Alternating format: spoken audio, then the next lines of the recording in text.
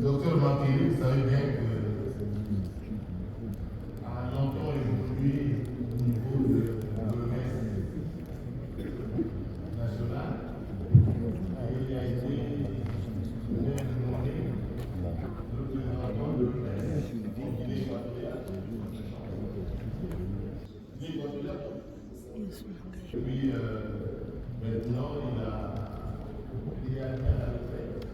Donc il a fait le reste, il est encore consultant, mais c'est lui qui a initié la fondation FOCA. Et vous voyez souvent sur le réseau, on publie un tableau de garde régulièrement. Docteur Martelly, vous avez la parole.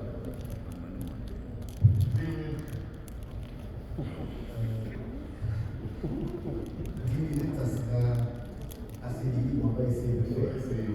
Pour la simple raison que la journée que nous commémorons aujourd'hui, on a dit que c'est la journée mondiale de pharmacie.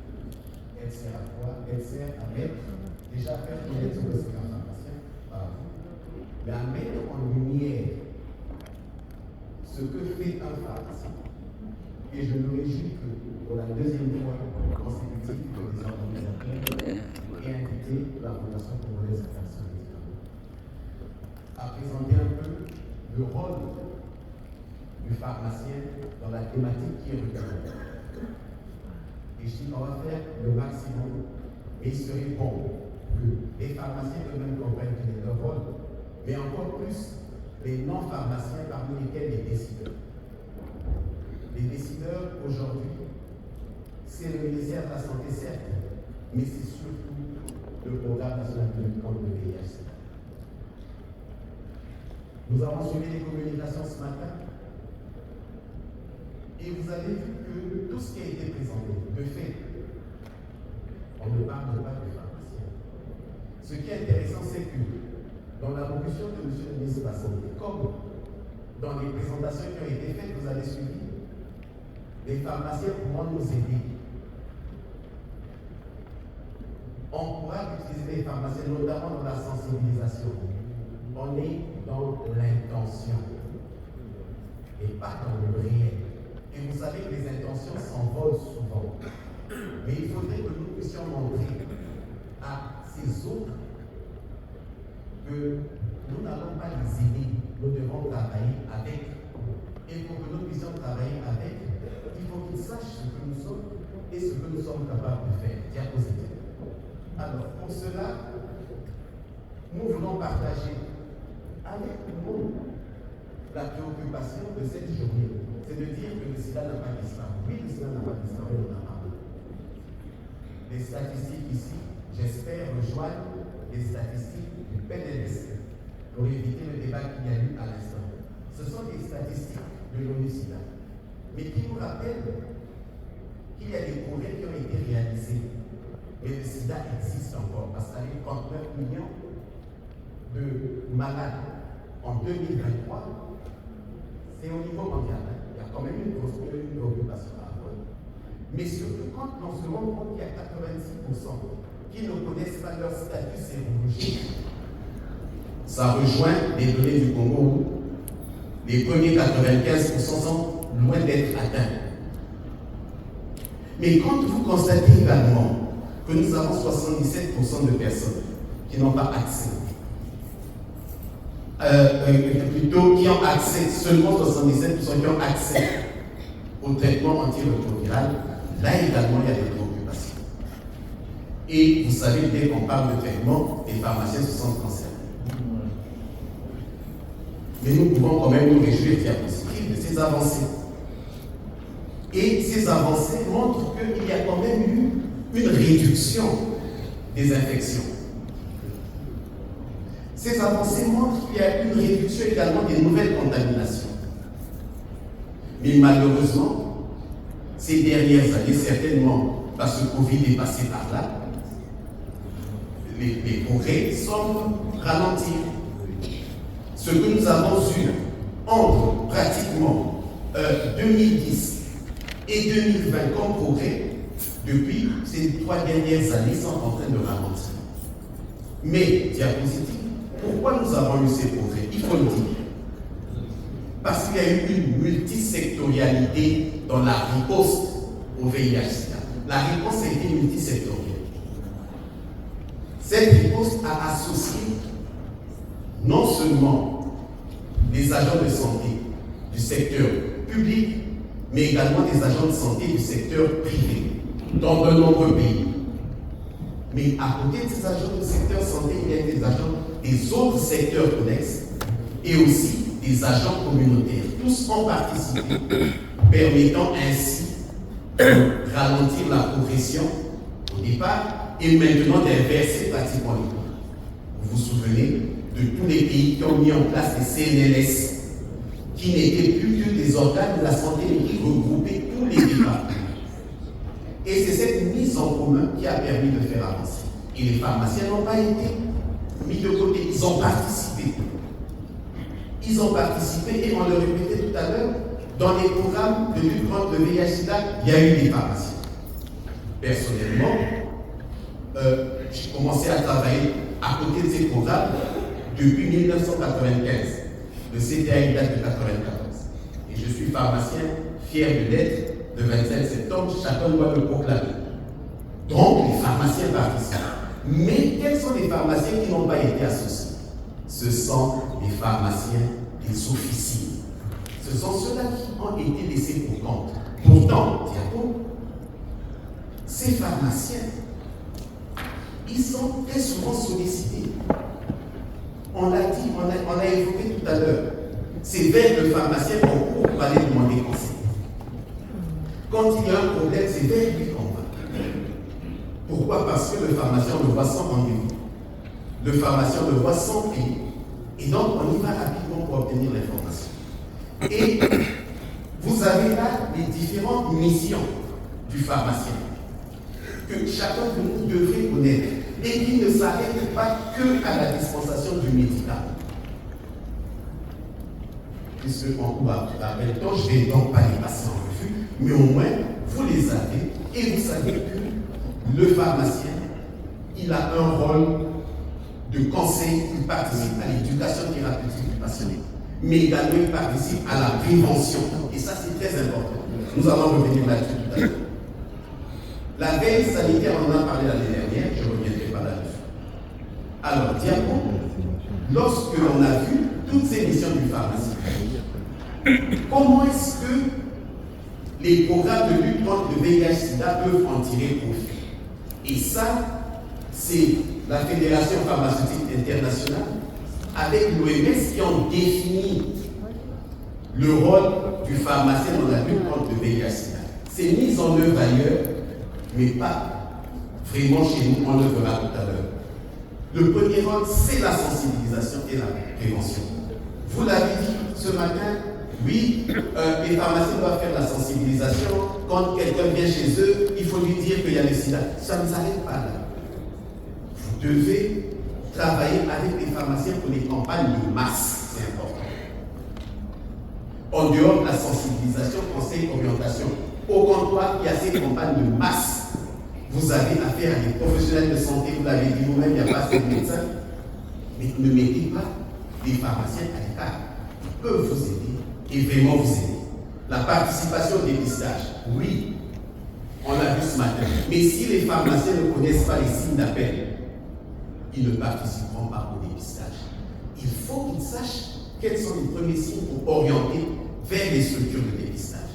Il faut qu'ils connaissent tous les facteurs de risque pour aider ces populations. Mais il y a aussi toutes ces nouvelles préventions qui sont liées aujourd'hui aux antirétroviraux. On a parlé de PrEP, oui, mais il n'y a pas de PrEP. Il y a également le traitement comme prévention, qui est important. Et je suis sûr que nombreux sont les pharmaciens qui n'en ont même jamais entendu parler, alors qu'ils doivent répondre aux attentes des patients. Nous avons parlé de la PTM, oui, mais pour tout cela, on a besoin que le pharmacien, agent de santé, le pharmacien homologue du médecin, puisse s'impliquer là où vous avez fait la délégation des tâches. On a donné des tâches à des agents communautaires. qui n'ont parfois qu'une formation rudimentaire, en oubliant qu'on avait à côté des spécialistes, des professionnels qui pouvaient apporter cette contribution. Diapositive. Nous avons le bon usage des antirétroviraux. Ça, c'est le dada de tous les jours du pharmacien. Le bon usage du médicament. C'est eux qui vont écrire les modalités de prise. C'est leur ressort. C'est leur ressort à l'officine et à l'observation. Voilà ce que l'OMS, en partenariat avec la FI, ont retenu comme rôle que doivent jouer les pharmaciens à l'officine. Parce qu'à l'hôpital, ils jouent déjà leur rôle, mais à l'officine, le rôle qu'ils doivent jouer.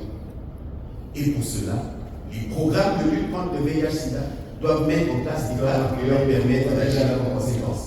Diapo, vous allez me donner juste 2 minutes. Allez-y. Alors, si vous voulez utiliser les pharmaciens, qu'est-ce que vous allez gagner, madame?